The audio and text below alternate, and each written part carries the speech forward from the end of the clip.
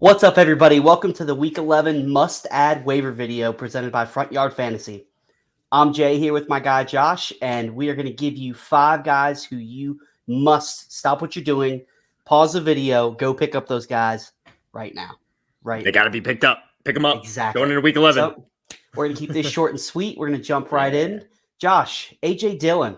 What do you think? AJ Dillon just had his breakout week now that Aaron Jones is out with an MCL injury, and Aaron Jones is going to be out maybe 1 to 2 weeks, but in my mind, it could be even longer. We know how these knee injuries can be. AJ Dillon just got 21 carries, 66 yards, 2 touchdowns. He's involved in the receiving game.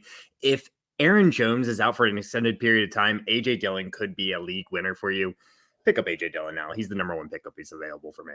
Yep, I completely agree. And like you said, he's most likely going to miss 2 games, and 2 great matchup against the Rams and the Vikings, who give up a decent amount of fantasy points to opposing running backs.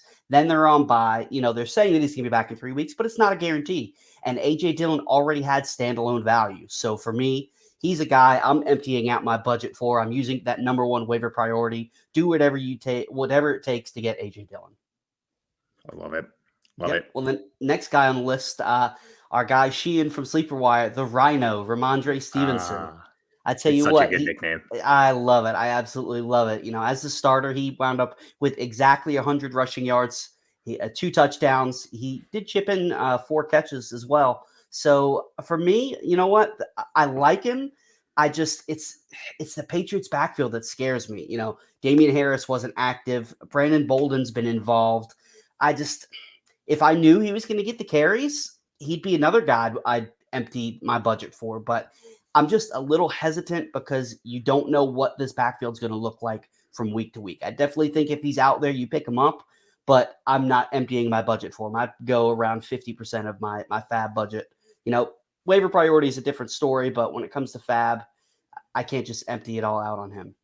I think you summed it up well, Jay. I mean, Damian Harris, again, did not play this week, but you can't ignore the fact that Rhamondre Stevenson, the Rhino, looked fantastic this game. And to be honest, I'm a big Damian Harris fan, but I think Rhamondre Stevenson looked better than Damian Harris has so far. So I don't know. He's absolutely worth a pickup. It's probably going to be a messy situation, but if they decide to roll with Stevenson, again, he could be a league winner for you. So absolutely. Worth a pickup. And one thing that Jeff Ratcliffe always says that really makes a lot of sense to me is the longer that you wait to spend your fab, the less valuable it is, because there's not as many games as these players are going to be able to play for you. Unfortunately, we're already going into week 11, more than halfway through the fantasy season. It's hard to believe. So if you want to empty your budget, there's no issue. I have no issue with it. It's just me personally, I would have a hard time, but I can see it 100%. Next guy we're going to move on to is the return of Cam Newton as a Carolina Panther. He's back. He is back. I loved it, man. We were watching the game together. I didn't even realize he was active. I said, number 1, is PJ Walker number 1 or something? And that was then Cam. He rips that was awesome. You know what? This is, not only in super flex leagues, but in 1 QB leagues, I think it could be a good pickup. Josh, what do you think? And I'll tell you what he is. Last year, Cam Newton had 17.3 fantasy points per game, and that would put him about 14th right now for this season. And he's in a much better situation in my mind. I think he has better weapons than he did last year in New England. I think he's healthier, and we just saw what they did this weekend with him. They want to get him involved at the goal line. So Cam Newton, I think he's going to be a top 12 quarterback the rest of the season. So he should be on fantasy rosters. Pick him up. Yeah, I completely agree. Especially super flex, you're 100% emptying your fab on him. And it was vintage Cam Newton. Now I don't expect him to be vintage Cam Newton, MVP season Cam Newton, but the 2 plays that he was in on the goal line, 1 he rushed, 1 he faked the rush and threw the touchdown. He had 13 fantasy points and 6 point passing leagues. He outscored plenty of quarterbacks this week. He outscored Russell Wilson. He outscored Matt Ryan. Granted, they were some ugly games, but super flex leagues, you're doing whatever it takes to get him. And if you don't have one of those top tier quarterbacks in a 1 QB league, the same thing. He's somebody who I definitely want on my. Like you said, he's got amazing weapons, great wide receivers. Arguably the best running back in the league in his backfield. By all means, do what it takes to get Cam Newton. Yes. Number 4 on our list is Donta Foreman, who gives everybody a little bit of hope. With Cam Akers' injury, he's came back from the same injury, and he's looked pretty good. I'll be honest with you. I think he's looked just from the eye test, he's looked the best out of any of those running backs in the Titans backfield. Adrian Peterson, he's about 170 years old, but I give him credit. He's out there. He's doing his thing. Jeremy McNichols, I know you were pretty high on him, but he hasn't really done a whole lot. What do you think about Dr. Foreman? Listen, I still think the Jeremy McNichols is the pass catching back for this offense. However, Adrian Peterson does not look like he's it. And Deonta Foreman, he's still 25 years old. And like you said, he's coming off that Achilles injury, but he does pass the eye test. If I'm taking a gamble in any of these running backs for the Titans, it's him.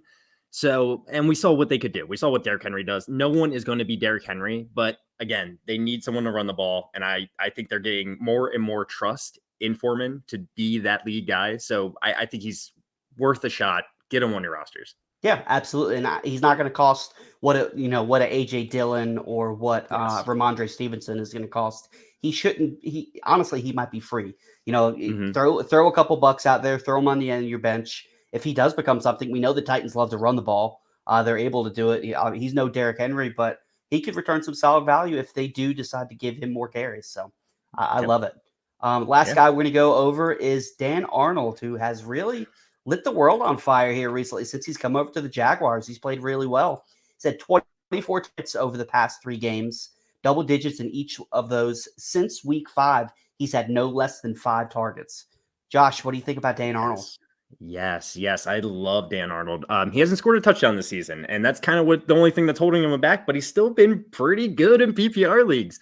He's averaged 5 catches per game and 7.4 targets per game since week 5. Like you said, there's only 3 tight ends in the league over the course of the season with more targets per game. That's Travis Kelce, Darren Waller, and Mark Andrews. Those are pretty big names, right? And that's so what's to say? He has more targets per game since week 5. Compared to TJ Hawkinson, Kyle Pitts, and George Kittle over the course of the season.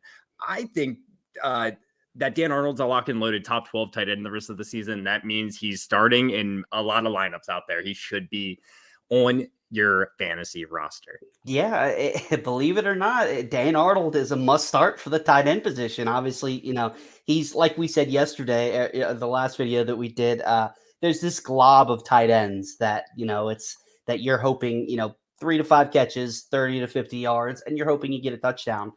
I put Dan Arnold right at the top of that because, like you said, if you're telling me that my tight end's going to get 7 targets and average 5 catches, I will take that all day long, outside of the Travis Kelce's, the George Kittles. So for me, if you're tight end needy, if you don't have one of those top tier tight ends, he's somebody I would honestly, at this point in the season, I'd empty out my budget to get him. If you're in need of a tight end, the way he's looked, they're using him in this offense. Give me Dan Arnold. Believe it or not, it's just one more thing that you, at the beginning of the season, you would have never thought you'd say, but, such is life in fantasy football. Well, that's going to be it. Just to review, we've said 5 must-pick-up players off of waivers. AJ Dillon, Rhamondre the Rhino Stevenson, Cam Newton, Dr. Foreman, and Dan Arnold. That's it. Make sure you subscribe and like the video. We'll see you guys next week.